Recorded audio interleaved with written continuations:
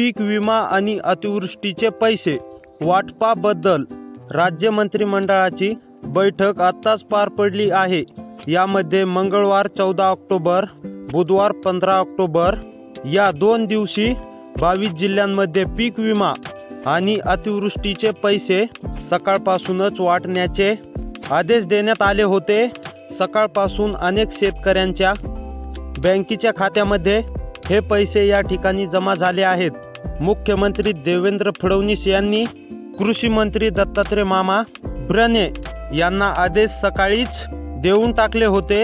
मंगळवार आणि बुधवार या 2 दिवशी पैसे वाटण्याचे आदेश या ठिकाणी डायरेक्ट आता मुख्यमंत्री साहेबांनी दिले आहेत। गेल्या आठवड्यापासून आता पीक विमा आणि अतिवृष्टी पैसे शेतकऱ्यांच्या बँकेच्या खात्यावरती जमा येऊ लागले होते, परंतु हे पैसे सर्वांनाच मिळाले नाहीत। फक्त 30% शेतकऱ्यांच्या बँकेच्या खात्यावरती जमा झाले आहेत आणि याबद्दल महत्त्वाचा प्रश्न शेतकऱ्यांनी विचारला। तुम्ही तर त्या ठिकाणी पीक विमा अतिवृष्टीचे पैसे सरकारने तिकडून सोडले, परंतु आमच्या बँकेच्या खात्यावरती अजून का जमा झालेले नाहीत?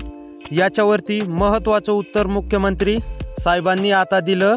बँकांचा सर्व्हर अचानक डाऊन येत असल्यामुळे सर्व शेतकऱ्यांना पैसे मिळाले नाहीत।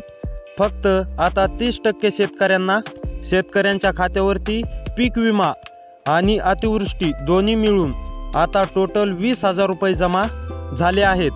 तर म्हणजेच पीक विम्याचे 2022 पासून 2024 पर्यंत जो काय रगडलेला शेतकऱ्यांचा पीक विमा आहे तर तो 10,000 रुपये शेतकऱ्यांना, तर अतिवृष्टीचे 10,000 रुपये मिळालेत। फक्त 30% शेतकऱ्यांच्या खात्यावरती जमा होऊ लागलेत। राहिलेल्या 70% शेतकरी ऱ्याच्या खात्यावरती लक्षात ठेवा मंगळवारी 14 ऑक्टोबर रोजी शेतकऱ्यांना पैसे मिळणार आहेत।